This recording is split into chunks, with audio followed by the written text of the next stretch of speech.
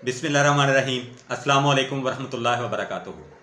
नाज़रीन मोहतरम, आज हम बात करेंगे इंशाल्लाह एक ऐसे अहम टॉपिक के ऊपर। लेकिन इससे पहले मैं आपको रिमाइंड करवा दूं कि हम सुफरा, सुदा, बलगम और खून के हवाले से बात कर रहे हैं। तो सबसे पहले मैंने आपको अरकान बताए, फिर मैंने इखलात बताई, उसके बाद मैंने आपको जो है वो इखलात कैसे बढ़ती हैं, कम होती हैं, वो बताया, कहाँ पे क्या होता है। ये सारी चीज़ें हम डिस्कस कर चुके हैं।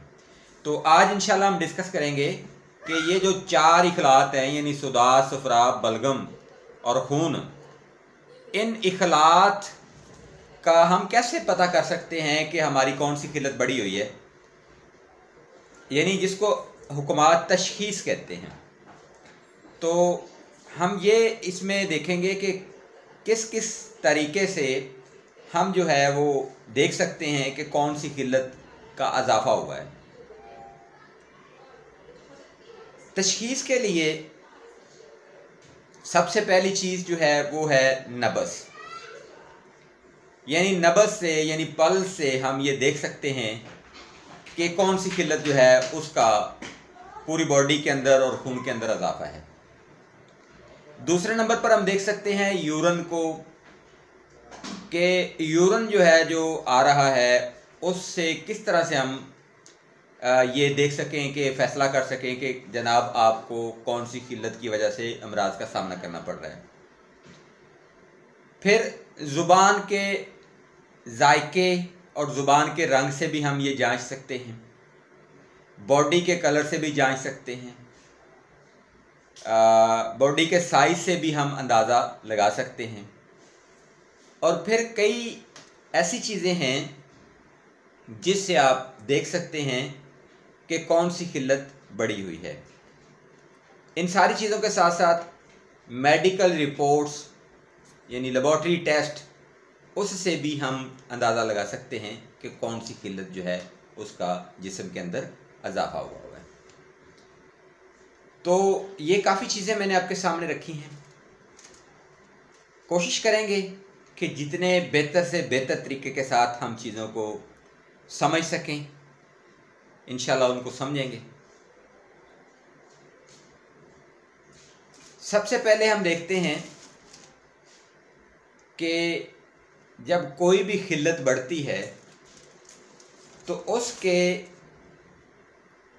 इलामात या इफ़ेक्ट्स या असरात हमारी बॉडी के ऊपर होते हैं। अब इसमें यह है कि पेशेंट आपके पास है या नहीं है, तो दोनों सूरतों में आप डायग्नोज कर सकते हैं कि पेशेंट को कौन सी किल्लत की वजह से अमराज का सामना करना पड़ रहा है। तो हम ये कह सकते हैं इलामात, लक्षण। फॉर एग्जाम्पल हम इसको कंटिन्यू करते हैं एक मिसाल को समझ के, लेकिन उससे पहले हमें ये पता होना चाहिए कि सफरा गर्म खुश्क का नाम है, खून गर्म तर का नाम है, बलगम सर्द तर का नाम है और सुदा जो है वो सर्द खुश्क का नाम है।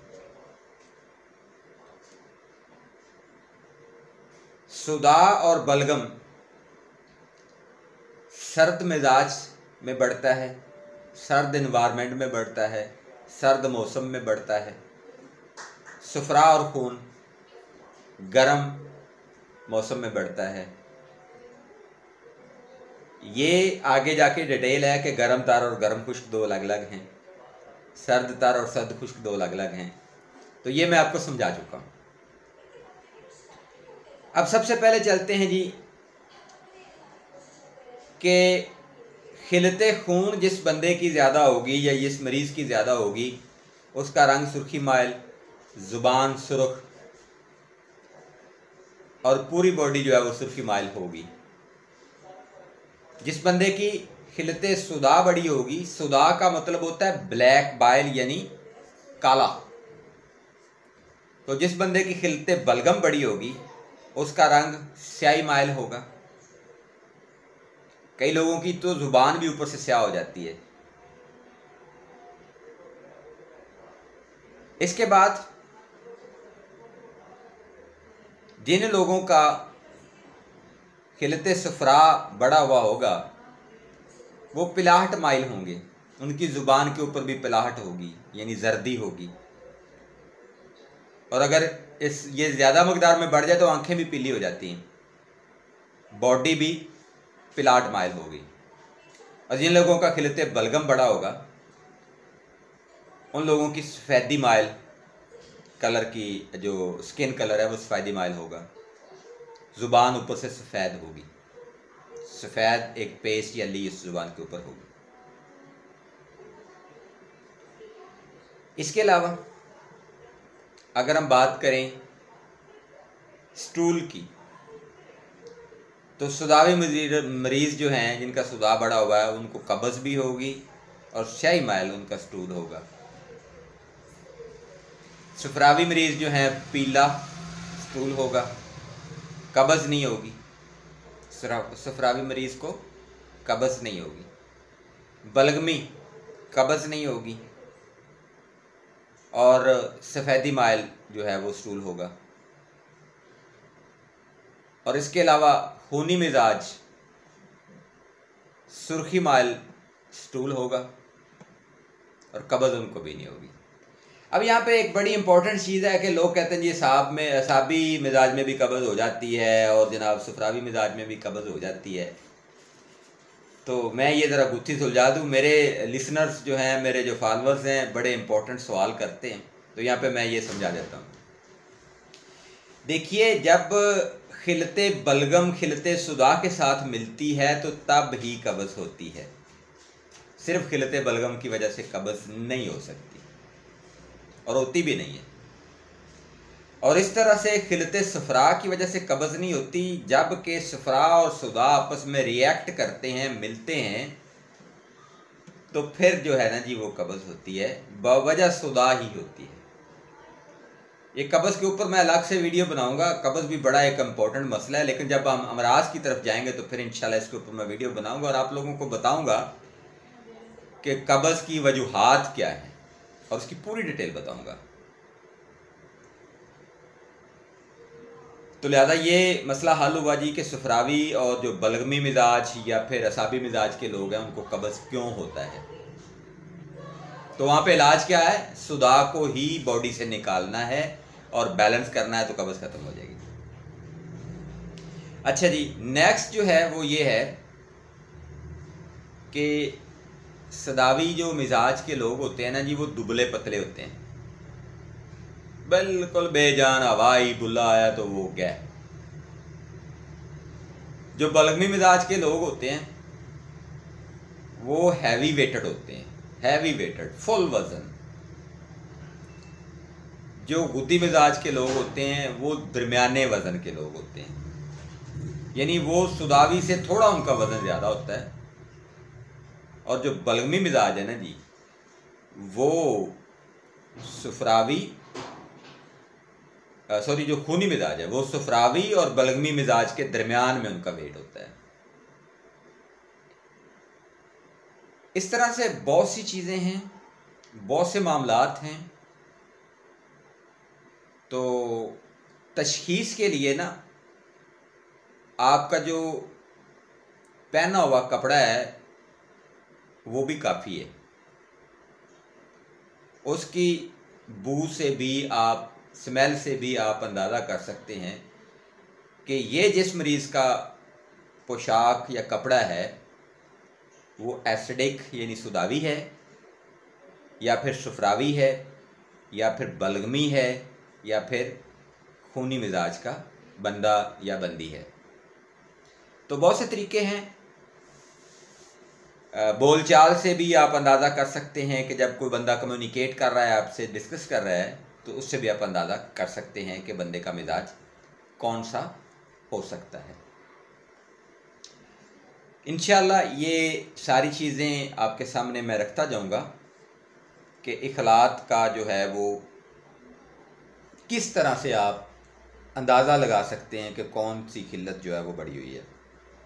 मुंह के जायके से आप अंदाज़ा लगा सकते हैं, बॉडी को टच करके आप अंदाज़ा लगा सकते हैं कि हीटेड है या कोल्ड है, खुरदरी है या रतूबत वाली है यानी मलाइम।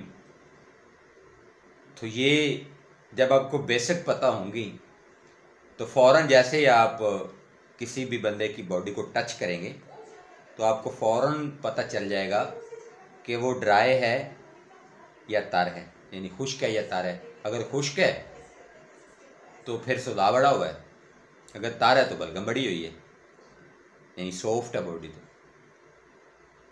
और अगर हीट वाली है तो उसमें आपको देखना होगा कि सफ़रा है, यानी गर्मी है। और अगर नॉर्मल हीट है तो वो ब्लड है, खून है।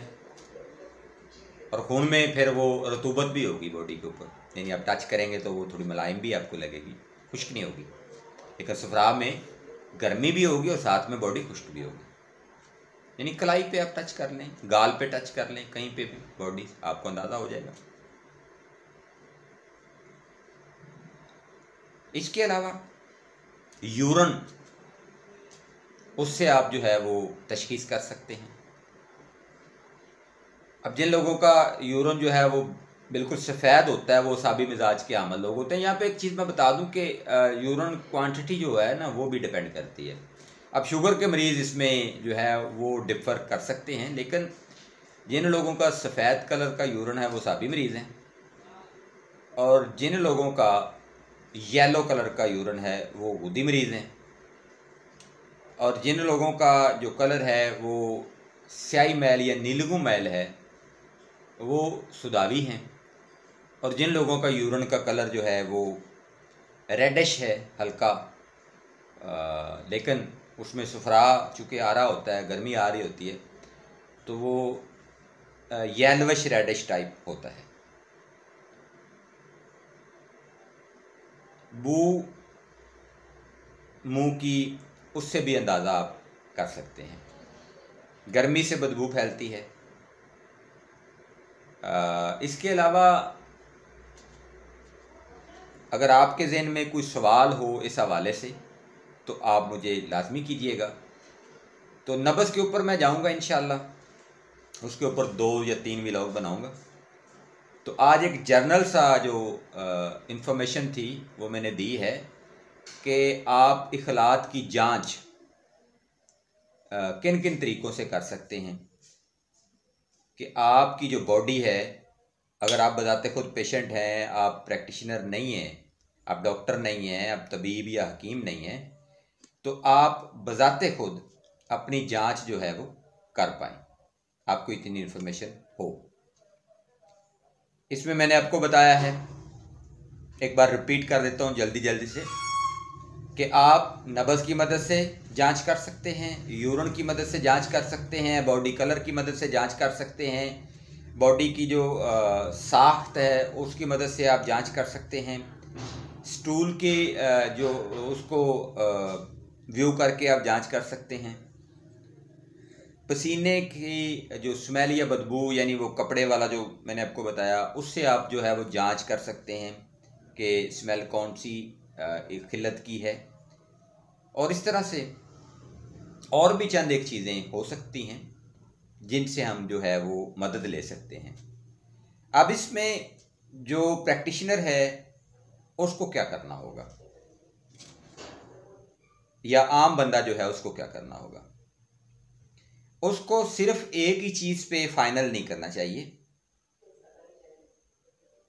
उसको नब्ज़ को भी देखना चाहिए, यूरिन को भी देखना चाहिए, स्टूल के हवाले से भी डिस्कस करना चाहिए, बंदे को वेट को भी उसको मदद रखना चाहिए, बॉडी स्ट्रक्चर को, और बंदे की जो अलामात हैं उनको भी मद्देनज़र रखना चाहिए।